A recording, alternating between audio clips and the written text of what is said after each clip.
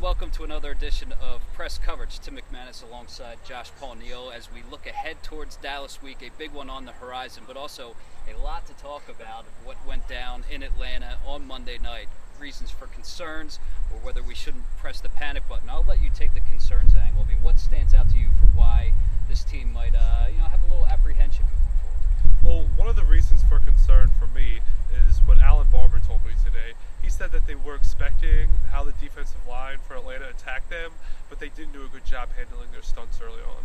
And that's one thing that they're going to have to do a better job going forward, is even if they see these stunts coming and they're not able to adjust quickly. I mean, it took them until the second half to handle the stunts well, the twisting stunts, and to be able to stop the penetration, because their defensive line got a ton of disruption, got into the backfield, and really made Chip abandon the run game. So on offense, it's for the offensive line, especially the interior offensive line, handling those stunts. Yeah, and Barber, I thought, struggled. I thought he had his share of issues, certainly in that game. It's something that you want to watch, because you want that to be a strength along the left side, anchored by Jason Peters, and Barber really didn't come through, at least in the first week. I will say, though, part of what Kelsey was saying in response to that was not just the offensive front, but the team at large was overhyped for this game. And so they're playing with a little bit too much emotion in the opener against Atlanta, and they just have to kind of settle back and get focused right back on techniques. And I think that there were some positive signs once they were able to kind of settle into a groove.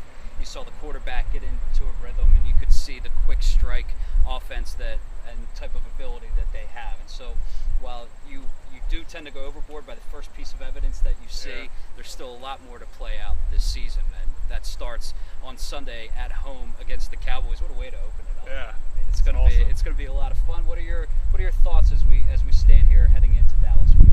One thing that I thought was funny today at Chip's press conference was when he was asked if it was better that Bryant wasn't playing and that it was a tougher game plan, or if it would be better if he was playing and they could game plan for him. And he took the obvious answer, just, we're fine with Dez sitting out. That's one thing that's really going to help the secondary is, I mean, if he would have played, he would have had a Julio Jones type game against the secondary.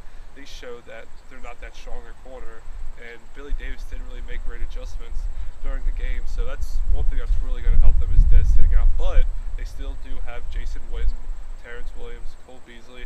So I do think the offense will, and especially Tony Romo, will get his yards. But I think the Eagles are going to pull it out, win by 4 points.